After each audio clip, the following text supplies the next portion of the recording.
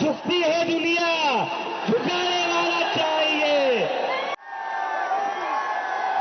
दोस्तों, आज की सबसे बड़ी खबर ने पूरे देश की राजनीति और शिक्षा व्यवस्था की बहस को एक नए मोड़ पर ला दिया है। शिक्षा मंत्री धर्मेंद्र प्रधान ने अपना इस्तीफा दे दिया है और जैसे ही यह खबर सामने आई, जंतर मंतर पर मौजूद हजारों छात्रों और प्रदर्शनकारियों के बीच जश्न का माहौल बन गया। लेकिन सबसे बड़ा सवाल यह है कि क्या यह सिर्फ एक मंत्री का इस्तीफा है या फिर एक लंबे आंदोलन के बाद सरकार की राजनीतिक और नैतिक जवाबदेही का संकेत है। आखिर ऐसा क्या हुआ कि जिस सरकार के बारे में कहा जाता था कि वह दबाव में फैसले नहीं बदलती, उसे आखिरकार इतना बड़ा कदम कैसे उठाना पड़ा? पिछले कई हफ्तों से देश भर के छात्र परीक्षा प्रणाली, पेपर लीक और शिक्षा व्यवस्था और जवाबदेही की मांग को लेकर सड़कों पर थे। दिल्ली के जंतर मंतर से लेकर मुंबई, पटना, पुणे, प्रयागराज और देश के कई शहरों तक विरोध प्रदर्शन लगातार बढ़ता गया।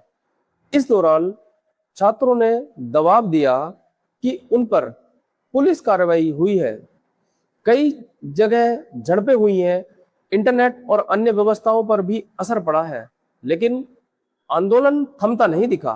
दूसरी तरफ सरकार लगातार यह संदेश देती रही कि वह अपनी स्थिति पर कायम है और इस्तीफे का कोई सवाल ही नहीं उठता।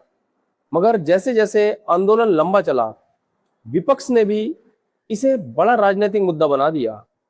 संसद के भीतर सवाल उठे, सड़क पर प्रदर्शन हुए और सरकार पर जवाबदेही तय करने का लगातार दबाव बढ़ता गया। फिर अचानक धर्मेंद्र प्रधान का इस्तीफा सामने आया गया।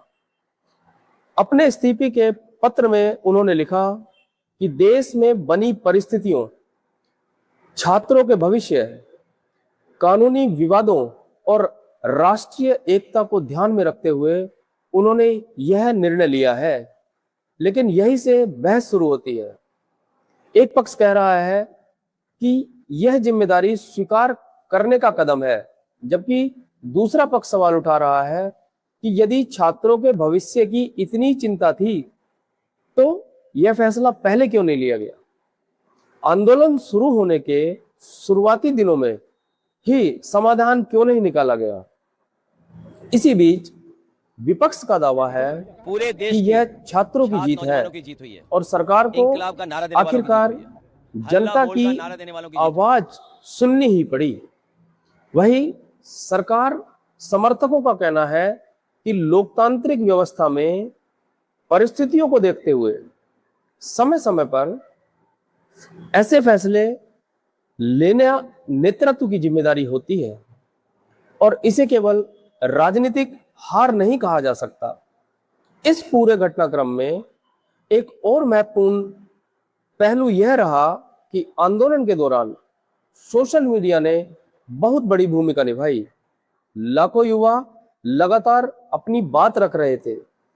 वीडियो, पोस्ट और लाइव अपडेट्स के जरिए पूरे देश का ध्यान इस मुद्दे पर बनाए रखा। कई छात्र नेताओं और सामाजिक कार्यकर्ताओं के नाम भी चर्चा में आए, जिन्होंने आंदोलन को संगठित रखने की कोशिश की। दूसरी ओर सरकार और प्रशासन पर यह आरोप भी लगे कि प्रदर्शनकारियों के साथ सख्ती बरती गई, जबकि प्रशासन का पक्ष रहा कि कानून व्यवस्था बनाए रखना उनकी प्राथमिक जिम्मेदारी है। वहीं राहुल गांधी सहित विपक्ष के कई लोगों और नेताओं ने छात्रों के समर्थन में बयान दिए और पुलिस कार्रवाई की जांच तथा जवाबदेही की मांग की। नहीं, देखिए, आप बोल रहे हो कि पैलेट गन लगी है, मगर मैं ये समझाना चाहता हूं पैलेट गन कब लगी है। पैलेट गन तब लगी है जब मेरे भाई हिंदुस्तान का तिरंगा लिए ऐसे पीसफुल प्रोटेस्ट कर रहे थे। सरकार ने कहा है कि कोई पैलेट गन यूज नहीं हुई है। कहा है ना, ये देखिए, ये है पैलेट गन, थोड़ा घूम जाओ, इसको कहते हैं पैलेट गन, इसको कहते हैं पैलेट गन, ठीक है। और इनकी आंख डैमेज हो गई है, इनकी आंख से इनको दिखाई नहीं दे रहा है। तो ये हमारे फ्यूचर है हिंदुस्तान के। ऐसे हजारों युवाओं पर पैलेट गन चलाई गई है, लाठी चलाई गई है, मारा गया है, पीटा गया है। और ये क्या कर रहे हैं? पीसफुल प्रोटेस्ट कर रहे हैं। क्यों कर रहे हैं? इनका पेपर लीक हुआ है। इन्होंने पुलिस का एग्जाम किया, मेहनत की, सालों मेहनत की, और फिर एक दिन इनको बताया गया कि भैया पेपर लीक हो गया है, आपके पास 60-70 लाख रुपए नहीं है, जिसके पास है वो पेपर खरीद के चला गया, आप जानो, आपका काम जाने। और ये लाखों लोगों के साथ हुआ है। तो सरकार को झूठ बोलना बंद करना पड़ेगा। सरकार ने हमारे फ्यूचर पर आक्रमण किया है। और फ्यूचर क्या कह रहा है? फ्यूचर सिर्फ 3 चीजें कह रहा है।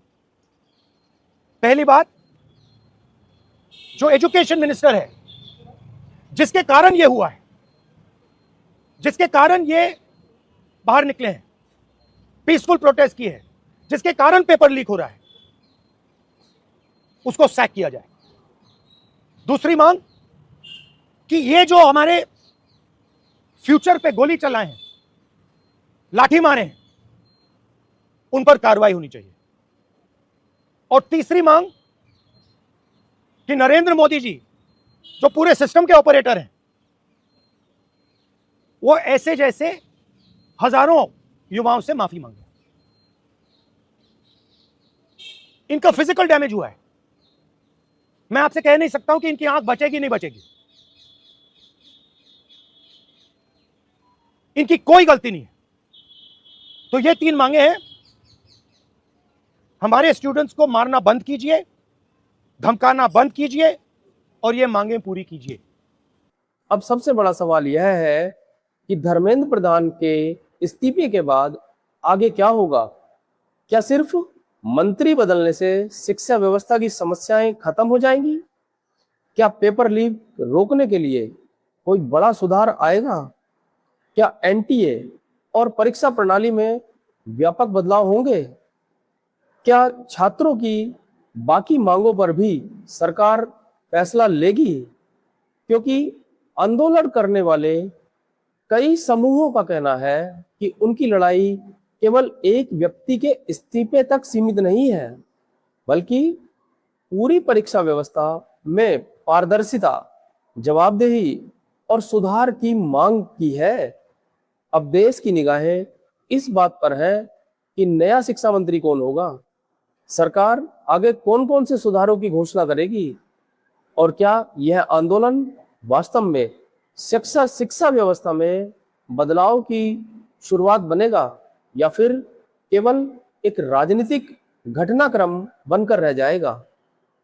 एक बात तय है कि इस पूरे घटनाक्रम ने यह दिखा दिया कि शिक्षा जैसे मुद्दे पर देश भर के युवाओं की आवाज अब राष्ट्रीय राजनीति के केंद्र में पहुंच चुकी है।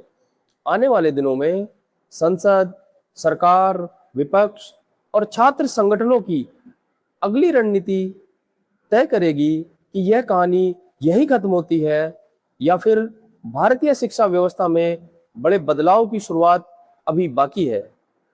आपको ये वीडियो विश्लेषण कैसा लगा, कमेंट करके जरूर बताएं, और वीडियो अच्छा लगा हो तो लाइक करें और मेरे चैनल को सब्सक्राइब करें। धन्यवाद।